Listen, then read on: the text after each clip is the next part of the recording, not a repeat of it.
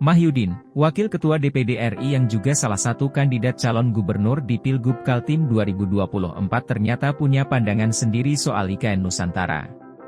Salah satu hal yang disorot Mahyudin adalah IKN Nusantara sebenarnya untuk siapa? Berikut tanggapan Mahyudin seperti dilansir Kompas.com.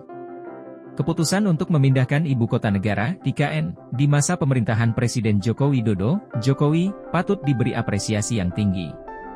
Baru di masa Presiden Jokowi ini, rencana pemindahan ibu kota terwujud. Setelah hanya menjadi wacana sejak era pemerintahan Bung Karno dahulu.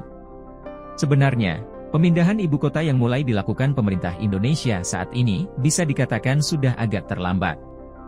Sudah banyak negara-negara lain di dunia yang terlebih dahulu memindahkan ibu kotanya demi memisahkan pusat pemerintahan dengan pusat pertumbuhan ekonomi, seperti Brasil, Australia, India, Pakistan, Nigeria, Jerman, Malaysia, Filipina, Myanmar, dan sebagainya.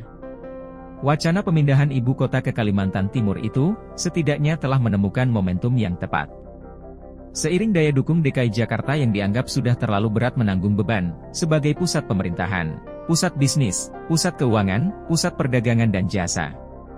Pemindahan ibu kota juga bisa dianggap sebagai wujud transformasi pembangunan Indonesia, dari yang sebelumnya terkesan lebih dinikmati oleh Pulau Jawa, Jawa sentris.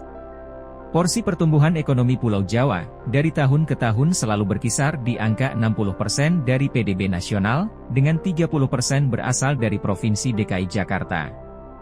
Maka, pembangunan ibu kota baru di Penajam Pasar Utara, Kalimantan Timur, diharapkan dapat menumbuhkan pusat ekonomi baru di luar Pulau Jawa. Sehingga karakter pembangunan nasional yang selama ini terkesan Jawa sentris atau Jakarta sentris, dapat segera diubah, menjadi Indonesia sentris. Kebijakan pemindahan ibu kota ke Kalimantan Timur bukan saja dilihat dari transformasi pembangunan ekonomi Indonesia yang lebih merata, namun juga bisa dijadikan semacam contoh, showcase, kemajuan dan transformasi Indonesia di berbagai lini. Baik dari segi lingkungan, cara kerja, basis ekonomi hijau, green economy, dan teknologi.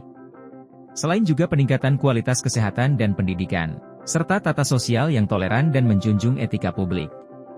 Kita membayangkan bahwa nantinya IKN di Kalimantan Timur akan menjelma sebagai kota baru yang smart dan kompetitif di tingkat global. Sebuah kota yang mampu menjadi lokomotif baru untuk transformasi Indonesia menuju negara yang inovatif, dan berbasis pada teknologi dan green economy.